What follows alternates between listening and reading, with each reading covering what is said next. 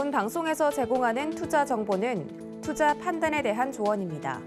방송에서 제공하는 주식의 가치, 가격 상승 및 가격 하락에 대해서는 방송사에서 보장하지 않습니다.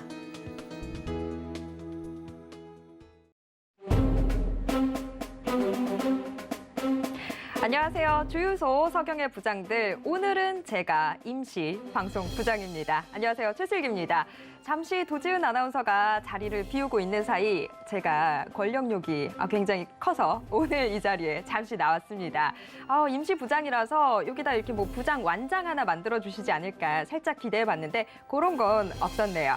밖에서 PD님 좀 센스 있게 준비해 주시면 좋을 텐데 이런 생각 좀 해봅니다. 자, 일단은 오늘 저와 허반석 산업부장님이 함께 해주실 텐데요. 오늘 시장 모처럼 반등이 나와주긴 했지만 여러 가지로 짚어봐야 될 게 많을 것 같습니다. 그런 부분들 우리 스마트한 허반석 산업부장님이 다 짚어주실 테니까요. 오늘도 방송 끝까지 함께 해주셨으면 좋겠습니다. 자, 일단 허반석 산업부장님 모셔보도록 하겠습니다. 부장님 어서 오세요. 안녕하세요. 네, 자 우리 스마트한 산업부장님 어떻게 소개 좀 마음에 드셨을까요? 굉장히 감사합니다. 네. 아까 밖에서는 굉장히 엄청난 입담을 자랑해 주셨는데 갑자기 왜 이렇게 수줍어지셨어요? 제가 카메라 앞과 뒤가 다르다는 소리를 종종 듣는데 부끄러움을 제가 좀 탑니다. 네. 이렇게 수줍으실 거면 안 되잖아요. 왜 이러세요? 네, 제가 이제 좀 친해지고 어디까지 제가 좀 농담을 드려도 가능한지 좀 탐색전을 벌이면서 말씀을 좀 드리도록 하겠습니다. 오늘 방송 좀 재밌겠는데요? 예. 네, 알겠습니다. 자, 일단 우리 허반석 산업부장님의 이 스마트한 시장 분석 좀 같이 공유하고 싶다 하시는 분들 위해서 노란톡 언제나 열려 있습니다. 샵 0082번으로 문자 보내주시면 저희가 노란톡 입장 도와드릴 텐데요. 샵 0082번으로 허반석 이름 석자 보내주시거나 아니면 부장들이라고 적어서 문자 보내주시면 저희가 노란톡 오픈 채팅방 입장 도와드리도록 하겠습니다. 자, 그리고 공개 방송도 또 준비가 되어 있습니다. 이번 주 일요일인데요.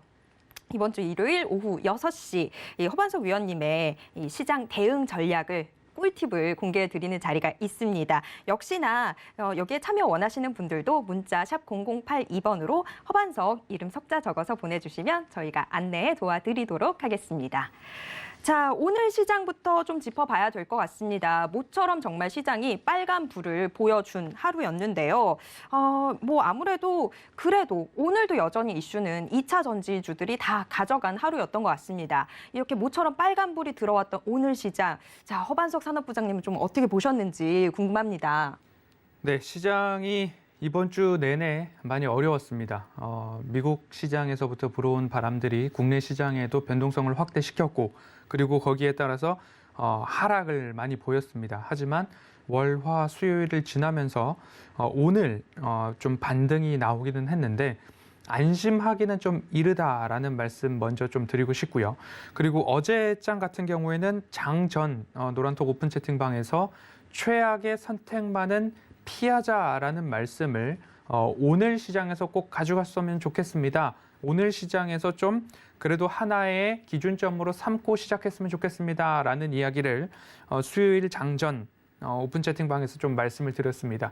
최악의 상황을 피하자. 내가 손절하고 싶고 내가 지금 팔고 싶은 그 자리가 어떻게 본다면 누군가는 또 매수 기회로 활용하는 자리가 될 수 있다라는 말씀을 드리면서 지금 파나 아니면 조금 더 떨어졌다가 반등해서 파나 아니면 내가 지금 파는 곳이 최저점은 아닐까라는 여러 가지 생각을 들게 하는 시장의 분위기였습니다. 그래서 복합적인 악재가 일시적으로 모두 다 나온 그런 모습이었습니다. 오스템 임플란트도 그렇고요. 셀트리온도 그렇고요. 그리고 여러 가지 대내외 변수 속에서 최악의 상황을 좀 피하는 것이 좋겠습니다라는 말씀을 드렸고요. 그리고 또 한 가지는 시장의 위험 때문에 나의 종목과 포트폴리오의 수익률 반납과 어떻게 본다면 손실로의 전환 속에서 내가 종목들까지 모두 다 청산할 것인가에 대한 부분들은 어떻게 본다면 시장 위험인지 아니면 기업 고유의 위험인지, 기업의 펀더멘털을 훼손시키는 일들이 지금 발생을 한 것인가, 시장의 위험과 펀더멘털의 훼손, 그 두 가지를 명확하게 구분을 하고서 대응 전략을 좀 짜보시는 게 좋겠습니다라는 이야기를 드리고, 그리고 또 한 가지, 앞으로도 무언가 조정이 또 일시적으로 또는 더 나온다 한다고 한들 기업에 대한 신뢰까지 벗어 던져야 되는 그런 심각한 상황은 아니다라는 말씀을 좀 드려오고 있습니다. 차트를 보시면 늘 주봉으로 상단에는 코스피를, 하단에는 코스닥을 좀 만들어 놓았습니다. 그리고 그 저점마다 지지, 그리고 이후의 반등의 모습들을 좀 보여드렸는데요. 꾸준하게 9월부터 지금까지 이 추세가 잘 유지가 되어 오다가 이번 주 들어서 지난주부터 코스피는 추세 하단을 조금 이탈을 했고요. 추세선을 이탈을 했고요. 이번 주부터 코스닥도 추세 하단부터 시작을 했습니다. 하지만 반등이 나오고 있기 때문에 이 반등, 제가 말씀을 드릴 때 추세선을 과하게 이탈을 했을 경우에 무언가 조치에 대한 시그널과 알림을 좀 드리겠습니다라는 말씀을 좀 드렸었습니다. 코스피를 분봉으로 잘게 쪼개서 추세선을 본다면 코스피는 저점으로 2822포인트 늘 여느 방송에서나 말씀을 나누고 들으셨을 겁니다. 그리고 2900포인트가 깨지느냐 안 깨지느냐에 대해서도 말씀을 드렸지만 여지없이 전 저점 구간까지 하락폭을 확대했던 그런 모습입니다. 그러면 다시 2822, 2850, 2900, 2920, 2950, 2980, 3000, 3020, 3050 이러한 중간중간 겪어야 될 다시 상단으로 올라갈 수 있는 디딤돌 같은 구간들을 잘 체크를 해 보신다면 뭔가 의미 있는 구간에서 반등들이 좀 나왔었다라는 부분들을 한 번쯤은 체크를 해 보실 필요가 있을 것 같고요. 이 구간이 또 이탈해서 다시금 조정을 받는다면 그때는 내성이 생겼기 때문에 2900을 깰 수도 있겠구나라는 조금 더 지금 수개월 동안 이 박스권을 반복하고 있기 때문에 여기에 대한 학습이, 내성이 투자자분들께도 생겼으리라 생각이 됩니다. 그리고 코스닥입니다. 코스닥도 922포인트 구간이 10월 저점 구간이었습니다. 그 이후로는 955, 990, 1015, 1040포인트까지 구간 의미 있는 반등점들 또는 지지선들이 하나 정도, 한두 개 정도는 보이는 구간들이 있기 때문에 다시 한번 반등이 올 때에도 이 구간에서는 새로운 지지와 반등, 조정 이런 것들이 나올 수 있겠구나라는 부분들까지도 챙겨보시면 좋겠다라는 말씀을 드리고요. 결국 이 추세선으로 다시 회귀할 것인가, 그 부분들을 좀 중점적으로 시장을 관찰해 보신다면 오히려 버틸 만한 기준선 하나 정도는 마음에 새기고 가셔야 내가 최악의 선택은 좀 피할 수 있지 않았을까라는 생각을 하게 됩니다. 그리고 또 한 가지를 말씀드리고 싶은데요. 주봉으로 열어놓고 이제 코스피를 본다면 최근의 하락선들을 본다면 4주 연속의 하락을 좀 보이고 있습니다. 그런 하락들을 보여주었던 적들이 얼만큼 있는가를 한번 살펴보았습니다. 2016년도 이후 4주 연속 주봉상 코스피의 하락이 발생됐던 적이 약 한 6번 정도 있는 것으로 보이는데요. 2016년 4월, 18년 6월과 10월, 19년 5월과 7월, 21년도 1월 이렇게 지금 4주 연속 코스피의 하락 조정이 나오고 있고 2016년 이후로 5주 연속 주봉상 하락 패턴이 나왔던 적은 없습니다. 그렇기 때문에 그러면 지난해 우리가 5개월 연속 월봉상 음봉을 보였던 적, 그 이후에 양봉이 나왔듯이 그러면 지금도 4주 연속의 음봉이 확정적으로 내일까지 될 수는 있지만 그 이후의 시장에서 5주째는 대부분 반등이 좀 나오더라, 기술적 반등이라도 나오더라라는 부분의 통계를 좀 말씀을 드리고 싶습니다. 2016년 이후로 봤을 때 평균 4주 연속 하락했다라고 하면 평균 한 6.5%에서 7% 안팎으로 조정이 좀 나왔고요. 그러면 5주 차의 반등, 기술적 반등이든 그 반등의 폭이 평균적으로 약 1.5에서 1.7% 내외로 좀 나왔습니다. 지금 4주간 코스피가 약 5.7에서 6% 안쪽으로 조정을 받아온 상황에서 오늘 이제 반등이 좀 나왔습니다. 이 이후의 흐름들이 어떻게 될지는 모르겠지만 2016년 이후 4주 연속 코스피 주봉의 하락 이후에는 그래도 반등의 기미가 보여왔던 것이 통계적으로 나타나고 있다라는 점들을 좀 보신다면 오늘의 반등이 완연히 시장이 돌아섰습니다라고 말씀드리기에는 어려움이 있습니다. 하지만 2016년 이후 패턴상, 통계상 집계를 보았을 때에는 4주 연속 하락 이후에는 반등이 그래도 나오더라라는 부분들을 참고해 보신다면 이 추세선으로 다시 회귀할 가능성들을 조금은 높게 점쳐보도록 하겠습니다. 네, 오늘 하루 정말 귀한 빨간 불을 보게 됐습니다. 하지만 역시나 지금 뭐 당장 마음을 놓을 수는 없죠. 그래도 통계상으로 좀 봤을 때 조금 변화의 기틀이 마련이 되고 있지 않나 이런 판단을 저희가 해볼 수 있을 것 같습니다. 자, 오늘 시장 먼저 크게 좀 둘러봤습니다. 자, 특히나 최근 들어서 지금 계속해서 시장에 이슈가 되고 있는 게 LG 에너지 솔루션이죠. 지금 뭐 사람 3명만 모여도 계속 이 이야기 하고 있지 않습니까? 그래도 이 LG 에너지 솔루션 청약이 끝나고 나서 수급 블랙홀은 이제 좀 사라지지 않을까 하는 이야기들 나오고 있습니다. 오늘만 하더라도 코스피에서 드디어 기관 매수세를 좀 보게 됐던 하루였는데, 자, 그래서 앞으로의 시장 흐름 이제는 조금 더 괜찮아지지 않을까 이런 생각 해볼 수 있을 것 같은데 이 부분은 좀 어떻게 보시나요? 네, 시장 흐름 이제부터 좋아질 것이다. 앞서서도 뭔가 확정적으로 단언하기에는 좀 어려운 면이 있습니다. 왜냐하면 이제 LG 에너지 솔루션 방금 말씀을 주셨는데요. 내일이 이제 환불일입니다. 환불 규모가 약 114조 원에 달한다라고 합니다. 이 규모가 어느 정도냐? 코스피 시총 규모가 총 2,100조 원 정도입니다. 그중에 114조 원이 예탁금으로 있다라고 하는 것 자체가 그러면 시장 워낙 좋아지는 거 아니야? 라는 생각을 하게 되지만 이 114조 원이라는 그 예탁금이 고스란히 매수로 쓰일까에 대해서는 물음표를 던지게 됩니다. 신용대출에 대한 문턱이 높아졌기 때문에 대부분 예를 들자면 뭐 안전한 자기 자본을 가지고서 청약에 참여하신 분들도 대부분 계시겠지만 주식담보대출이나 보험 약관대출 그리고 예금담보대출 등을 통해서 적어도 한 일주일 정도의 자금 융통들이 되면 이자 부담이 적기 때문에 이러한 자금들이 IPO로 대거 몰리지 않았을까라는 생각을 하게 됩니다. 그러면 이 중 어느 정도가 과연 증시에 남게 될 것인가 내일 꼭 지켜보아야 할 포인트 중에 하나이고요.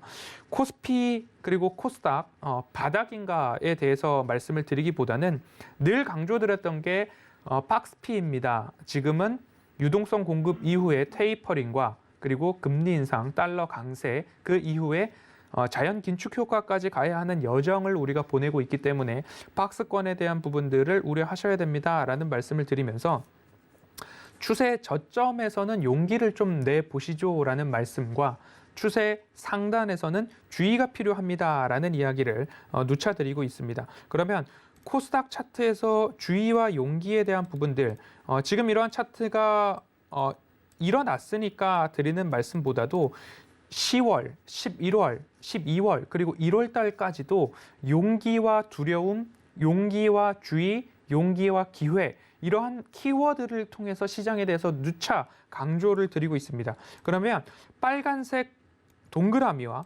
파란색 네모 결국에 내가 어디에서 매수를 하고 내가 어디에서 매도, 주의를 할지 또는 내가 어느 구간에서 용기를 내어야 하는지 그리고 내가 어느 구간에서 지금은 고점에 대한 부담감들이 좀 있기 때문에 주의가 필요하다라는 부분들에 대한 반복된 패턴들이 코스닥 차트에서 나오고 있고요.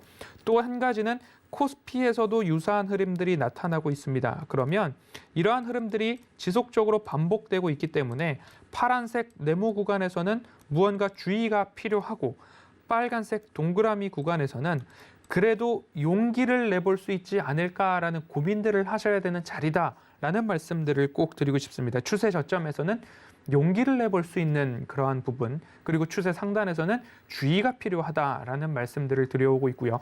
그리고 1월의 캐치프레이즈는 환호 속에 또 주의를 해야 된다. 환호 속에 두려움을 가져야 된다라는 말씀을 드렸는데 그것이 여러 가지 대뇌의 변수로 인해서 환호성보다는 두려움의 목소리가 더 큰 현재 증시의 모습입니다. 그러면 이를 좀 더 지연시켜서 2월 또는 3월 증시에서 환호성이 들릴 때에 다시 이 패턴이 반복될 수도 있다라는 부분에 있어서 비중, 그리고 분산, 그리고 비율 이러한 부분들을 참고하셔서 꼭 용기와 기회 그리고 주의와 두려움 이런 패턴의 반복들을 좀 말씀을 드리고 싶고요. 주요 일정들에서 체크를 좀 해보고자 합니다. 19일 이제 우리들에게 전해질 뉴스 중 하나는 미국과 러시아의 국무장관 회담이 열릴 예정입니다. 이는 이제 러시아가 우크라이나를 침공하느냐, 공격하느냐, 지정학적 리스크에 대한 부분들을 일부 해소시킬 수 있는 그런 여지가 있을 수 있고요. 그리고 내일 말씀드렸던 에너지 솔루션의 환불일입니다. 이 환불일에 개인들의 수급을 흔들어 놓았던, 우리 증시의 수급이 흔들려 있었던 매수 자금들로 얼마나 다시 이 자금들이 사용될 것인가, 변동성 확대가 될 수 있다라는 부분들을 또 참고를 해보시면 좋을 것 같고요. 그리고 25일부터 26일은 FOMC입니다. 그러면 27일 우리 시간으로 우리가 목요일 개장이죠. 그 개장을 앞두고서 FOMC 결과가 우리 시장에 바로 반영이 될 텐데 그 27일의 변동성도 주의를 해보실 필요가 있다. 27일이 끝이냐? 바로 28일 금요일을 마지막 거래일로 우리는 또 설 연휴에 돌입을 하게 됩니다. 그러면 추석이나 설 연휴, 이런 연휴 시즌이 된다면 무언가 자금 확보를 위한 매도세도 국내 증시에 또 있었다. 그리고 글로벌 증시의 변동성을 회피하고자 하는 현금 확보에 대한 스탠스, 움직임들도 좀 있었기 때문에 변동성이 아직까지 1월 말까지 꾸준하게 나올 일정들이 있다라는 부분들을 좀 체크를 해보시면 크게 두 가지입니다. 내일 환불일에 대한 기준, 그리고 FOMC 회의 결과가 반영될 27일 우리 시장의 움직임들을 꾸준하게 살피시면서 결국 선택을 해보시면 어떨까 생각이 들고요. 앞서서도 말씀을 드렸죠. 최악의 상황, 내가 추세상 저점에서 손절을 하는 최악의 선택을 피하셨다면 이제는 27일까지 중간중간 수급에 대한 변화, 그리고 선물 수급의 변화, 외국인 수급이 어떻게 진행되고 있는가에 대한 것들을 조금 면밀히 살펴서 수급과 추세를 가늠한 이후에 27일 FOMC 변동성까지 시장이 다 소화를 했다면 그제서야 집중적인 매수 또는 분할, 분산, 비중을 기억하시면서 시장에 다시 조금 더 적극적으로 참여하실 때가 아닌가라는 말씀 드려보고 싶습니다. 네, 뭐 산타 랠리도 우리는 딱히 없었고 또 1월 효과도 딱히 보지는 못하고 있는 그런 상황입니다. 그런데 아직까지 조금 더 조심을 해야 될 게 일단 뭐 다음 주에 FOMC 회의 결과도 보셔야 될 것 같고 그래서 조금 힘든 시기는 이어지지 않을까 싶지만 지금 말씀 중에 2월과 3월에는 그래도 환호할 수 있을 때가 올 수도 있다 이 이야기를 해주셨는데 2월과 3월 좀 기대 높게 가져봐도 될까요? 앞서서도 단정적으로 말씀을 드릴 수는 없지만 변동성, 최근에 있었던 모든 IPO 등 그리고 배당락 차익 거래 등 모든 것들이 1월에 쏠려 있었습니다. 그 모든 이슈들을 조금 마무리가 되고 FOMC 회의 결과가 시장의 예상을 너무 크게만 벗어나지 않는다면 그곳 안에서는 일부 무언가 긍정적인 것들을 찾으려고 노력하고 있습니다. 그리고 앞서서도 추세선을 좀 말씀을 드렸듯이 그 추세선을 심각하게 훼손하지 않는 한 그래도 그 추세를 살려나갈 수 있다라는 기대감 아직 저는 개인적으로 버리지 않고 있다라는 말씀을 좀 드리고 싶고요. 이러한 것들을 글로벌 주요 증시를 통해서도 한번 같이 살펴보고자 합니다. 먼저 미국 증시를 좀 살펴보면요. 다우지수입니다. 다우지수 차트를 열어놓고서 본다면 다우지수도 뭐 추세선을 굳이 그려본다면 이러한 추세가 좀 나올 수 있을 것 같습니다. 그리고 최근에 마찬가지로 이 저점 구간들에 대한 리스키한 모습들이 좀 나오고 있고 음봉을 꽉 채운 상태로 하락 마감을 하였기 때문에 이 이후의 모습들은 또 어떻게 진행이 될 것인가에 대해서 조금 염려가 있는 구간이기도 합니다. 이보다 다우 존스 지수보다 조금 더 심각한 게 나스닥 지수입니다. 나스닥 지수는 14,500포인트를 조금 이탈을 하면서 결국엔 고점 대비 10% 이상의 하락이 나왔다. 그리고 본격적인 조정 상세로 진입했다라는 헤드라인들이 급속히 많이 좀 나온 모습입니다. 마찬가지로 조금 더 여유롭게 본다면 14,230포인트 언저리가 전 저점 구간들로 좀 체크가 되고 있습니다. 이런 구간들에 대해서 이제 다시 한번 반등의 포인트가 나올지에 대해서 평가를 해볼 필요가 있다라는 모습입니다.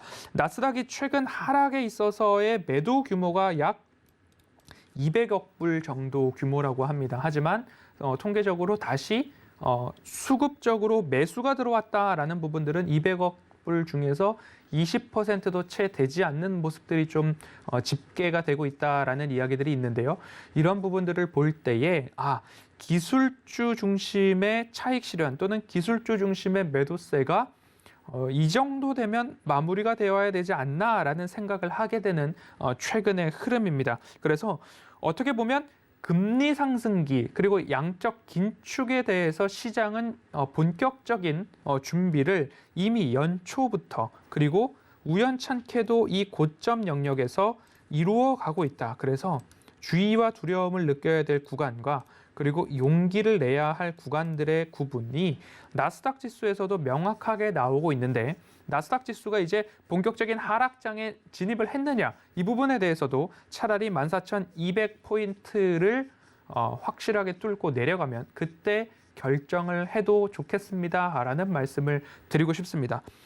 이러한 것들의 부분들이 미국 시장뿐만 아니라 여러 선진 시장에 대해서도 조금 살펴보고 싶은데요. 독일이나 캐나다, 프랑스 등도 좀 본다면 독일을 먼저 좀 보도록 하겠습니다. 독일도 조정이 나오고는 있지만 미국 나스닥 지수만큼 크게 차트를 훼손한 그런 느낌은 아닙니다. 캐나다도 그렇고요. 프랑스도 그렇고요. 선진국 지수들은 고점 대비 적어도 21선 정도는 유지를 해주다가 다시 반등이 나와서 61선까지 좀 반등이 나온 최근 독일의 모습입니다. 프랑스도 그렇고요. 캐나다도 그렇고 그런 21선과 61선에 대한 지지 여부들은 조금 나오고 있다라는 부분 좀 볼 수 있을 것 같고요. 그리고 이웃 국가인 대만을 좀 보도록 하겠습니다. IT와 관련된 부분의 비중이 높은 기업이죠. 높은 나라죠.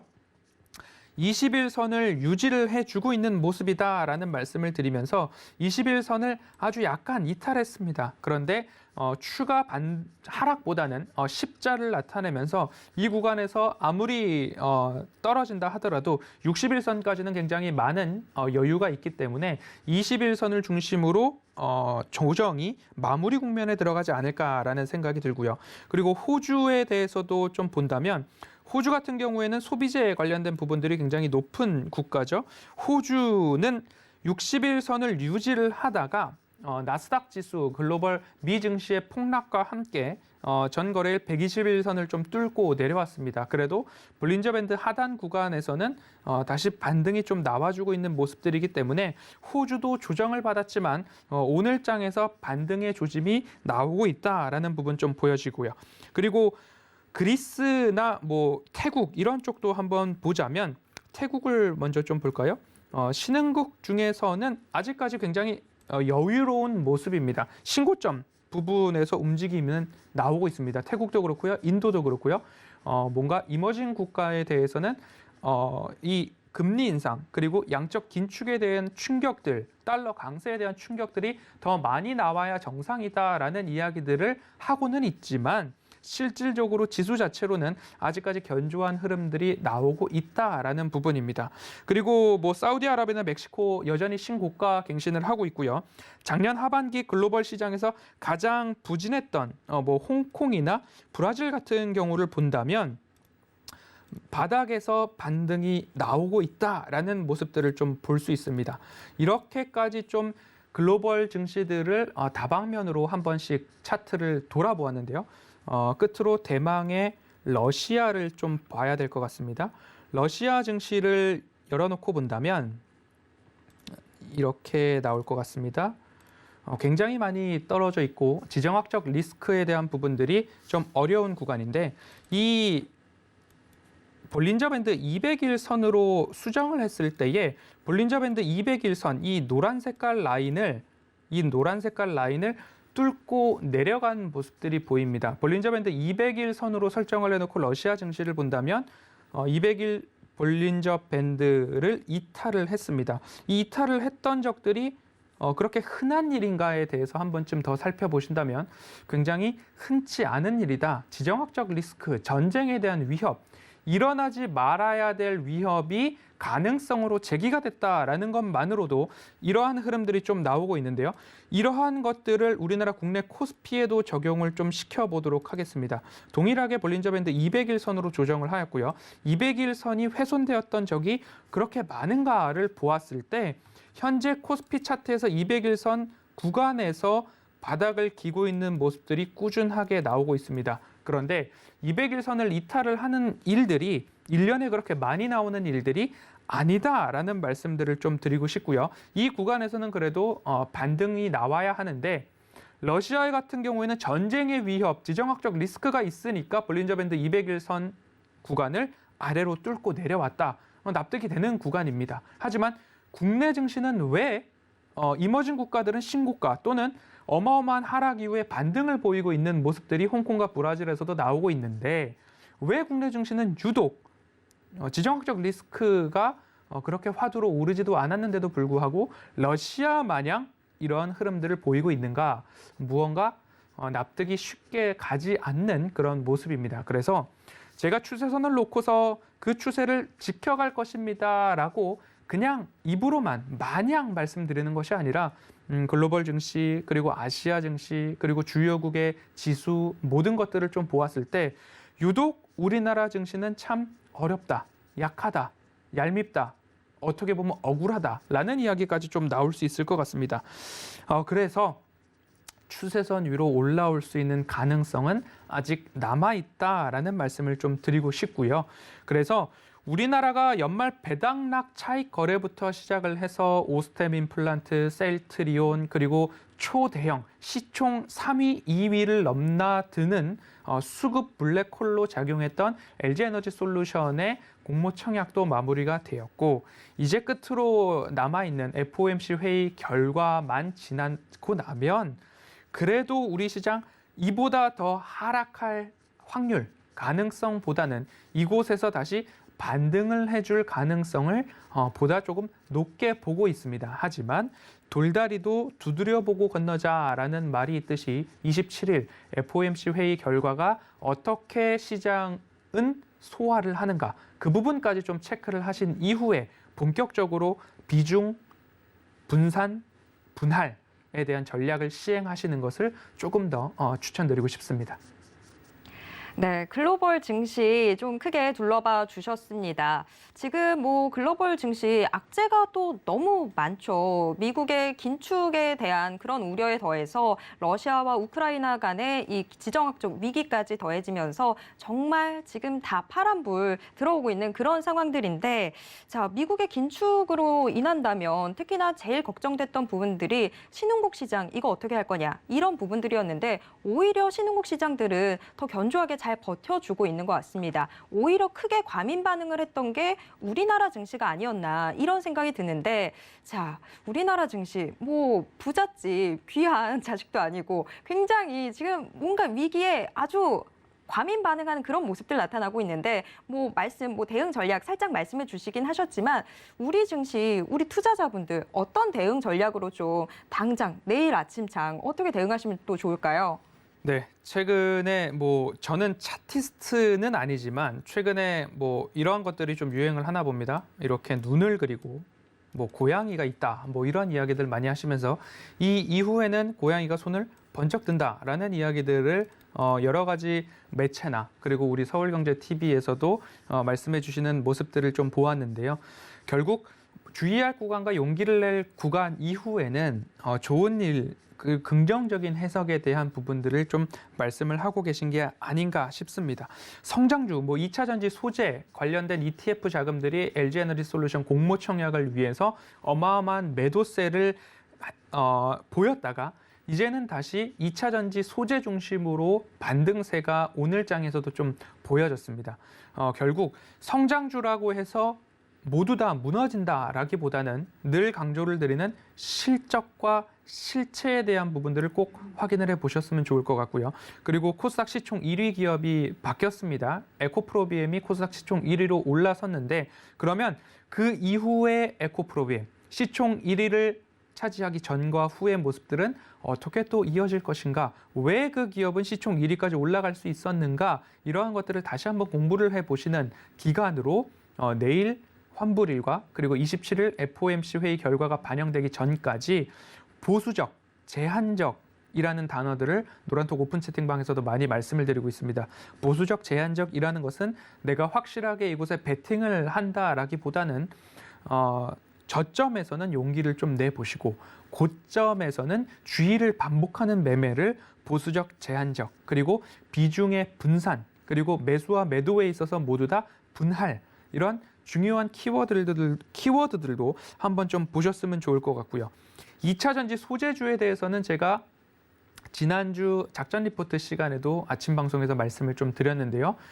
실체에 대한 부분들을 명확하게 구분을 해 놓으셨다면 앞으로 성장할 수 있는 무궁무진한 가능성이 있는 섹터이기 때문에 내가 고점에서만 사지 않는다면 오히려 이 정도면 정말 과매도겠다라는 생각이 드시고 그곳에서도 주의를 기하셔서 분할로 대응을 이어나가실 만한 섹터다라는 말씀을 드렸기 때문에 작전 리포트 다시 보기를 통해서 2차 전지 소재주에 대해서는 조금 더 심화 학습을 하셔야 너무 고점에서 사지 않고 지금 혹 내가 고점에서 샀다라고 한다면 그 부분에 대해서 주의를 조금 하셔서 무언가 대응 전략을 확고하게 마련해 놓으셔야 대응이 가능하다. 그런 부분들 좀 말씀을 드리고 싶고요.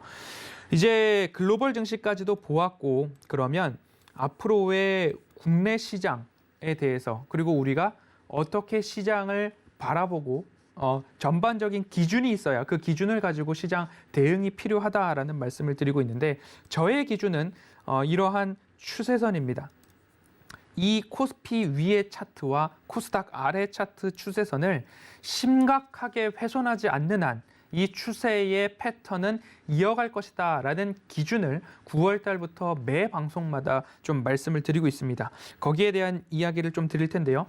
중동의 지정학적 리스크가 UAE 석유 시추시설에 대한 공격으로부터 시작을 해서 유가가 상승하고 국채금리가 상승하고 기술주 중심의 나스닥이 하락을 하고 나스닥 선물까지도 하락을 하면서 국내 증시 하락을 부추겼던 최근의 흐름이었습니다. 이 사이클이 어떻게 해소가 되는지를 이제 먼저 확인을 해야 된 차례고요. 또 한 가지는 테이퍼링 이후에 우리는 금리 인상이라는 것을 앞두고 있습니다. 이미 선제적으로 한국은행에서는 금리 인상을 단행을 했고 그리고 이제 25, 26일 날 열릴 FOMC 회의에서도 금리 인상을 과연 1월 단행을 할 것인가 그리고 단행을 한다면 25bp인가 50bp인가 그 상승의 폭도 어떻게 정해질 것인가에 대해서 모든 글로벌 투자자의 시선들이 그곳에 쏠려 있습니다. 그런데 다시 시계를 거꾸로 돌려서 테이퍼링 구간으로 좀 가보면 좋을 것 같습니다. 테이퍼링 할 때 어떤 이야기가 나왔었냐면 테이퍼링을 하겠습니다. 언젠가는 할 겁니다. 하지만 고용과 경제 회복이라는 두 축이 지표적으로 데이터로 확인이 되면 테이퍼링을 할 것입니다. 라는 이야기. 합니다. 충족이 되면 할 것입니다. 곧 합니다.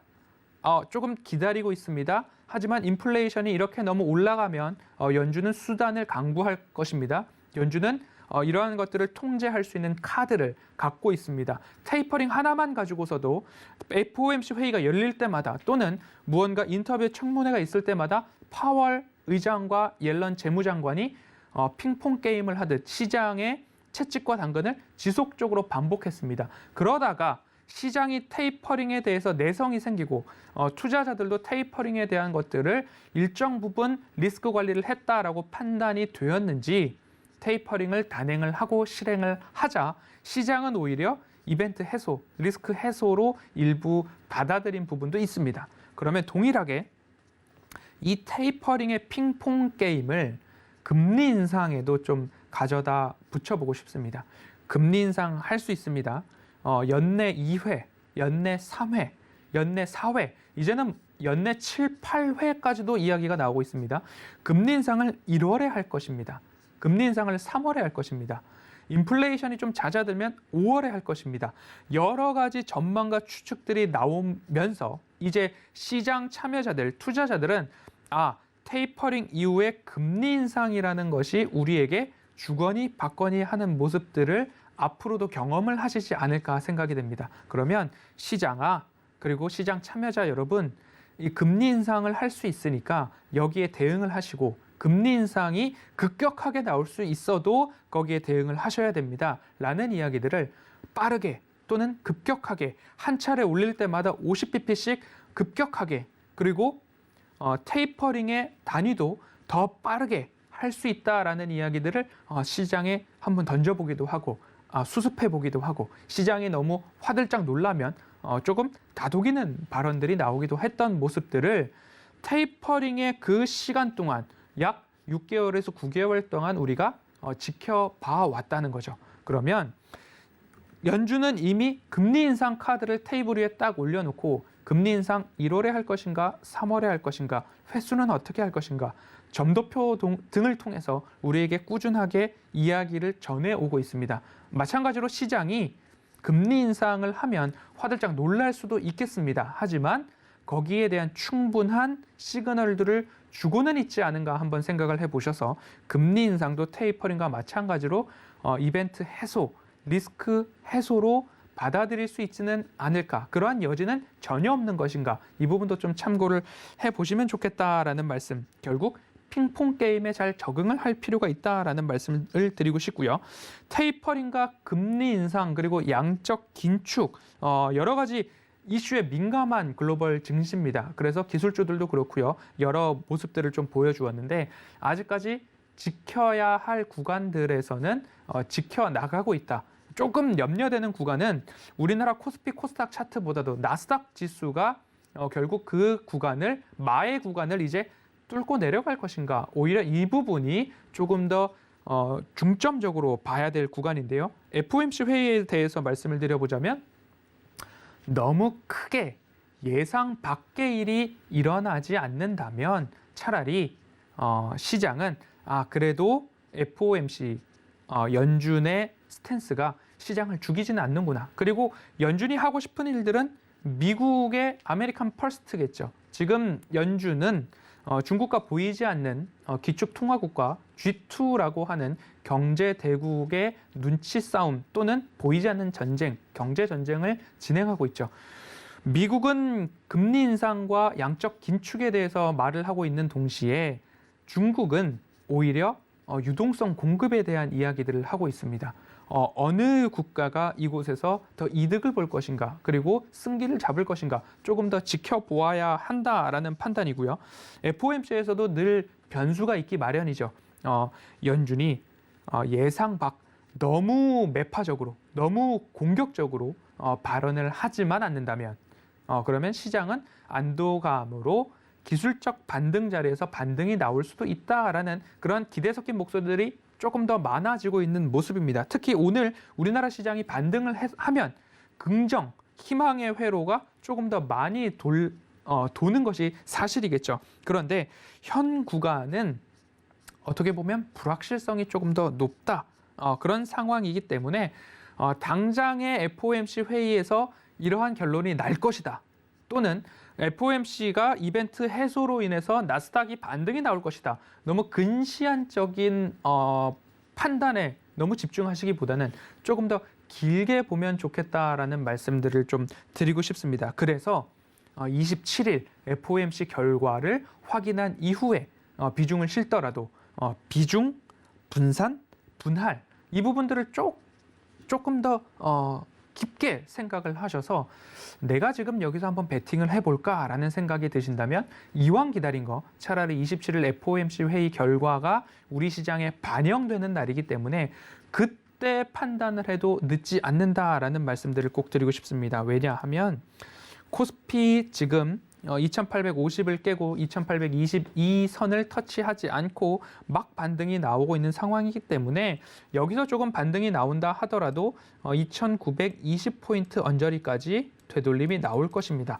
이 구간에 직면해 있기 때문에 내가 너무 흔히들 부장님들과 각질해서 잡는다라는 이야기를 하는데요. 그러한 리스크를 현 구간에서 FOMC를 앞두고 감당할 필요가 굳이 있겠나 하는 말씀들을 또 드리고 싶고요. 코스닥도 마찬가지입니다. 922포인트를 터치하기 직전 반등이 좀 나왔습니다. 그럼 이곳에서 990포인트까지 반등이 나오는 구간까지 확인을 하고 나서 대응을 한다 하더라도 그렇게 늦지 않았다라는 말씀을 드리고 싶고요. 그 구간 이후에도 변동성이 나올 수 있다라는 점들을 감안해 본다면 굳이 이 불확실성을 우리가 짊어질 필요가 있겠는가라는 말씀을 좀 드리고 싶습니다. 여러 가지 이야기들이 또 있을 수 있을 텐데요. 국내 증시가 선반영한 것 아닌가? 나스닥과 미국 증시와 글로벌 증시 이런 것들을 국내 증시가 선반영한 건 아닐까요? 라는 질문들이 나올 수도 있을 것 같습니다.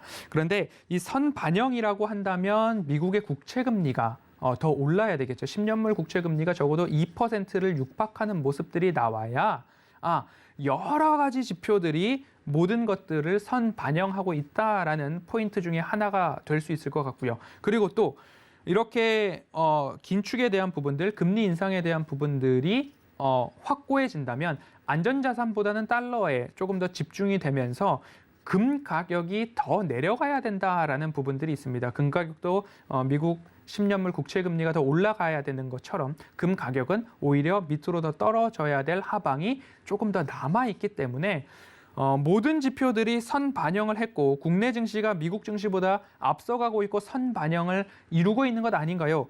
여러 가지 면에서 맞을 수도 있습니다. 그런데 국채금리나 금 가격들을 보았을 때에는 이것이 완연한 선반영입니다 라고 이야기하기에도 다소 부담스럽다. 그렇기 때문에 저는 27일 FOMC 회의 결과를 보고서 그 이후에 판단을 내려도 그렇게 늦지 않는다라는 말씀들을 강조해서 드리고 있으니까요. 조금 더 기다려 보시죠. 인내심을 갖고 매수할 때도 인내심을 갖고서 매수를 해보시고요. 매도할 때도 인내심을 갖고 매도를 해보신다면 결국 코스피 차트를 보았을 때 이 주의해야 될 구간, 내가 두려움을 가져야 될 구간까지 갖고 계시다가 매도해도 늦지 않을 종목들이 있고 오히려 매수를 한다라고 해서 오늘과 같은 깊은 골에서 공포 구간의 매수 버튼이 잘 나가지는 않지만 지금은 27일까지의 변동성을 다 소화한 이후에 보는 것이 그래도 조금 더 긍정적인 결과를 기대해 볼 수 있지 않을까라는 말씀들을 좀 대응 전략으로 말씀드려보도록 하겠습니다. 네, 위원님 말씀 제가 좀 하나 스틸해야 될 것 같아요. 돌다리도 두들겨보고 건너자라는 말씀을 왜 하셨는지 이야기를 듣다 보니까 좀 알게 됐습니다. 자, 다음 주에 가장 중요한 이벤트가 있죠. FOMC 회의 결과를 다 확인하고 나서 대응하셔도 늦지 않습니다. 투자가 단기 레이스도 아니고요. 좀 확실한 부분들 체크하고 나서 그 다음에 포지션 정하셔도 되니까 성급하게 지금 어떤 결정을 내려야겠다. 그런 결정은 안 하셔도 될 것 같습니다. 자, 이렇게 명쾌하게 진단 내려주시는 우리 허반석 위원님과 방송 시간이 아닐 때도 좀 시장에 대해서 이야기 나눠보고 싶다 하시는 분들은요. 노란톡 오픈 채팅방 어서 들어와 주시기 바랍니다. 자, 문자 샵 0082번으로 허반석 이름 석자 적어서 보내주시면 허반석 위원님의 노란톡 오픈 채팅방 입장 도와드리도록 하겠습니다. 자, 제가 또 한 가지 궁금한 게 있습니다. 지금 시장에서 계속 이슈가 됐던 게 2차 전지였는데, 자, 2차 전지 이미 오를 만큼 오른 것 같은데 따라가야 되는지. 그런데 우리 산업부장님은 지금 어떤 산업에 주목하고 계신지 요거 제가 힌트 좀 얻어가려고요. 올해를 시작하면서 리오프닝에 대한 이야기를 한 2주에 걸쳐서 말씀을 드리고 있습니다. 첫째 주와 셋째 주에 리오프닝에 대해서 말씀을 좀 드리고 있는데요. 결국 코로나19도 무언가 질병인데 그 질병을 극복해 나가는 과정 속에 있다. 호텔신라를 지난 연말에 조금 빠르게 말씀을 드려왔었습니다. 빠르게 말씀드릴 때의 이유 중에 하나는 그때 당시에 이제 노마스크에 대한 이야기들이 좀 나오기 시작했습니다. 노마스크 이야기가 나오면서 호텔신라도 실적으로 빠르게 흑자 전환이 나온다라는 말씀을 드려서 연말 이 구간에서 가장 강하게 좀 강조를 좀 드렸고요. 그 이후에 조금 상승을 좀 보였습니다. 그리고 나서 다시 주가 거리두기 강화에 따라서 크게 오르지는 않고 있는 모습인데 리오프닝에 대해서 반드시 오고야 말 리오프닝이라는 제목을 좀 던져드렸습니다. 메리골드의 꽃말에서 좀 차용을 했는데요. 반드시 오고야 말 행복이라는 이야기처럼 리오프닝, 우리에게 반드시 오고야 말 것입니다라고 말씀을 드리고 싶습니다. 역사가 그렇게 반복을 해왔고 역사가 질병을 그렇게 정복을 해왔는데 지금은 굉장히 어려운 국면에 있는데 백신이 없던 시절에도 이를 꿈꿔왔고 지금은 백신도 있고 치료제도 있고 경구용 치료제까지도 국내 환자분들께서도 투약을 받고 있는 상황이기 때문에 리오프닝은 조금 더 빠르게 오고 있다라는 부분 말씀을 드렸고요. 리오프닝 중에서도 유통에 대한 부분들 백화점, 편의점, 면세점 종목별로 좀 말씀을 드려왔고요. 그리고 리오프닝 중에서 카지노에 대한 이야기를 드리면서 강원랜드 말씀을 드릴 때에 강원랜드는 어떻게 보면 내국인이 출입 가능한 유일한 기업이다. GKL과 파라다이스도 있겠지만 그리고 금리 인상기에 현금을 가용하는 기업이기 때문에 지난해 기준 2조 원가량의 현금이 있었기 때문에 이 2조 원의 현금을 그냥 현금으로 쥐고 있는 것이 아니라 은행에 예치해 놓았을 때 금리 상승기에 있어서 일부 반사수혜가 있는 업종 중에 하나다라는 말씀을 좀 드렸습니다. 또 한 가지는 이보다 더 최악으로 갈 수 있을까에 대한 말씀을 좀 드렸었는데요. 최악으로 간다라는 이야기는 카지노는 오전 6시부터 그 다음날 오전 10시까지 영업을 하는데 이 구간 동안 이 시간 동안 오전 10시부터 다음날 오전 6시까지 영업을 하는데 이 시간 동안 매출이 발생했던 것과 지금은 오전 10시부터 오후 10시까지 밖에 영업을 못한다라고 합니다. 그러면 적어도 영업시간이 8시간 이상 단축이 됐는데 단축된 이후에도 여전히 드라백이라고 하는 베팅하는 돈 또는 매출액이라고 쉽게 표현을 한다면 그 드라백이 그렇게 줄어들고 있지 않다라는 수치가 좀 집계가 되고 있습니다. 그래서 내국인도 출입이 가능한 카지노라는 부분에 있어서 리오프닝 결국 거리두기가 완화되었을 때 주가 상승을 한 번씩 경험했던 기업들입니다. 강원랜드도 그렇고요. 호텔 신라도 그렇고요. 호텔 신라는 경쟁 업체들보다 뭔가 바잉 파워가 있는 부분인데요. 바잉 파워라고 한다면 구매력 높은 인기 있는 상품들을 더 많은 물량을 확보하고 더 저렴한 가격으로 확보할 수 있다라는 부분으로 이해를 해보시면 좋을 것 같습니다. 이 호텔 신라 같은 경우 다른 업체들과의 차이점이라고 한다면 해외 공항에 면세점을 운영하는 글로벌 면세 사업자 지위를 가지고 있다라는 점입니다. 그러면 리오프닝, 자유로운 출입국이 가능해진다면 그곳에서 오히려 무언가 더 획기적인 주가 반등들이 좀 나올 수 있는 부분들이 있다. 그런 부분 참고를 해보시면 좋겠습니다라는 이야기를 드리면서 리오프닝에 대한 관심을 갖자라는 이야기 1월 달 드렸다라는 거 한 번씩 기억해 보시면 좋겠습니다. 네, 리오프닝 관련주들 다시 한번 둘러보셔야 될 때인 것 같습니다. 오늘 허반석 위원님이 굉장히 많은 이야기들 준비를 해주셨는데 시간에 쫓겨서 저희가 또 이야기를 다 풀지를 못했습니다. 하지만 이번 주 일요일 공개 방송 준비돼 있다고 제가 오프닝에서도 말씀을 드렸었죠. 자, 오늘 못 들은 이야기 저희가 이 일요일 공개 방송에서 모두 다 풀어드리도록 하겠습니다. 일요일 오후 6시에 열리게 될 텐데요. 참여 원하시는 분들은 샵 0082번으로 허반석 이름 석자 적어서 보내주시면 저희가 이 안내 방송 저희가 함께 할 수 있도록 도와드리도록 하겠습니다. 자, 그리고 또 이 허반석 위원님의 노란톡 오픈 채팅방도 열려 있습니다. 역시나 샵 0082번으로 허반석 이름 석자 적어서 보내주시면 노란톡 오픈 채팅방 입장도 도와드리도록 하겠습니다. 참고로 본 방송에서 제공해드리는 정보는 투자 판단에 대한 조언일 뿐 해당 주식의 가치와 수익률을 보장하진 않습니다. 자, 오늘 방송은 이쯤에서 정리해야 될 것 같고요. 저는 2부에서 다시 돌아올 테니까 채널 꼭 고정해 주시기 바랍니다. 시청해 주신 여러분 고맙습니다.